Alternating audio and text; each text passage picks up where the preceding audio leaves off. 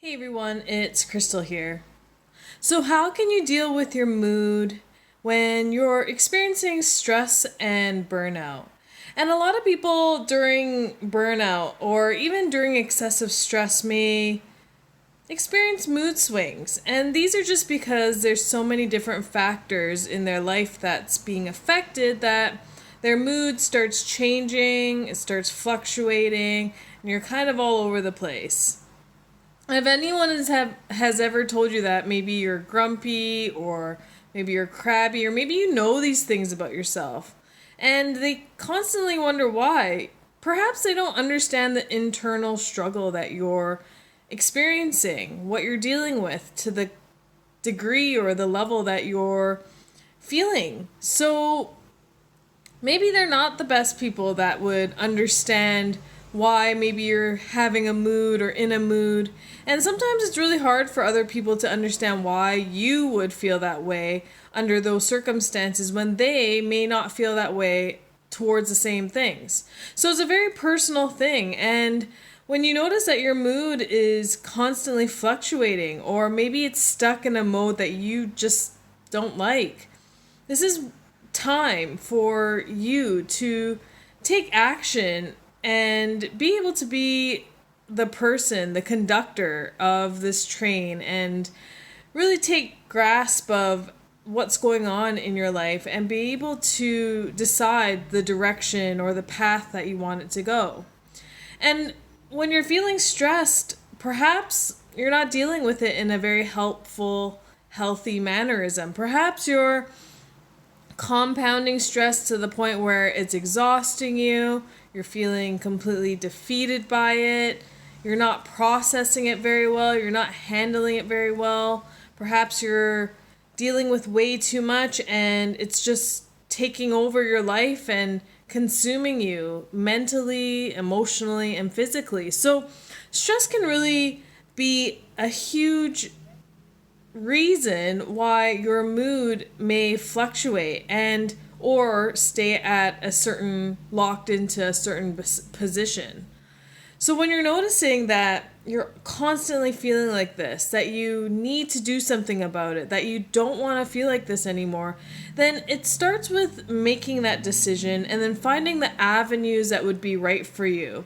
And not everybody can benefit from the same things. Everyone has to try what's good for them, but what always is necessary is some sort of therapeutic response. And that's a therapeutic response towards your stress, the way that you're feeling, and the way that you're thinking. So that being said, knowing that there is a need for therapeutic intervention, that means you have to go on somewhat of a soul-searching hunt to see what resides with you, what makes sense, what works for you.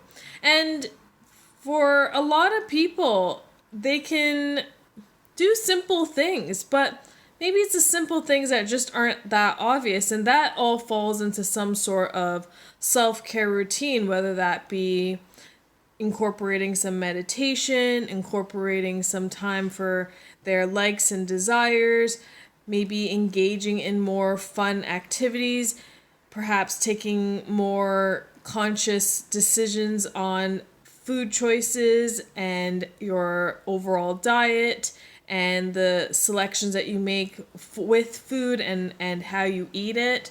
So there's all these different factors, and those are the more things that you can incorporate into your daily life, but then also finding ways to change your patterns of how you deal with stress, how it's handled in your life, how you think about it, how it enters your mind, and what kind of sensations it sends throughout your body. And this is where sometimes it's truly necessary to find somebody that can help you break some of these patterns, come to some realizations with things, some terms with things, really dig deep and uncover some things about yourself that makes you respond to stress in this way. And don't beat yourself up over it. Some things are just learnt from past experience, a long time being alive, and just going through things, watching things, viewing things. So we're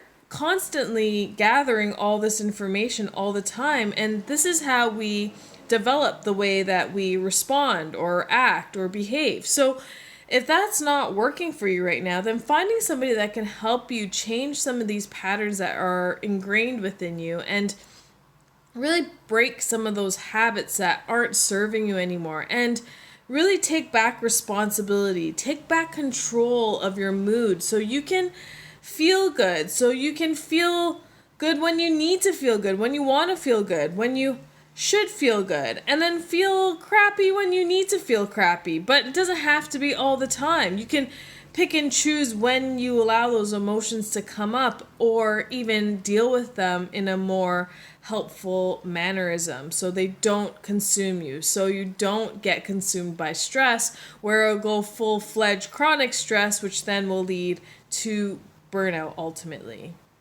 So your mood is all up to you to control. You are capable of controlling your mood, and this is something that can be changed through some therapeutic intervention, as well as some self-care options that can be incorporated into your day-to-day life, so stress doesn't consume you, so you can send the right signals to your body, so you can tell the right things to your mind, and so you can feel the right way that matches completely with how you are. So I hope you're able to get some value out of that today. I'll see you soon.